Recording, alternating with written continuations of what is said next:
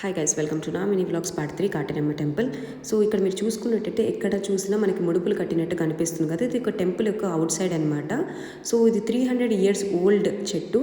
So మనకి ఇలా ముడుపు ఎలా దొరుకుతుందంటే, మనకైతే ఇక్కడ ఫ్రీ దర్శనం అనేది ఉండదు. 300 రూపీస్ అండ్ 500 రూపీస్ ఎంట్రన్స్ ఉంటుంది. లోపలికి వెళ్ళి అమ్మవారి దర్శనం చేసుకుని బయటకు వచ్చేటప్పుడు పూజారి దగ్గర మన ప్రాబ్లం చెప్తే ఆ ప్రాబ్లం తగినట్టుగా ఒక ముడుపు అండ్ మంత్రం ఎన్ని ప్రదక్షిణలు చేయాలని చెప్తారు.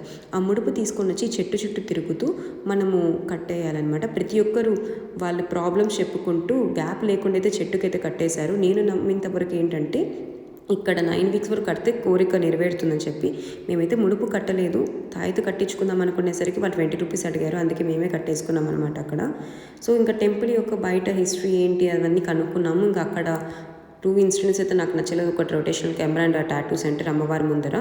సో అక్కడి నుంచి అయితే ఇంకా బయటికి వెళ్ళిపోం. బయట అయితే అమ్మవారి కన్స్ట్రక్షన్ జరుగుతుంది. మీకు నచ్చినట్టయితే లైక్ చేసుకొని సబ్స్క్రైబ్ చేసుకోండి. నెక్స్ట్ వ్లాగ్లో కలుసుకుందాం గైస్. బై.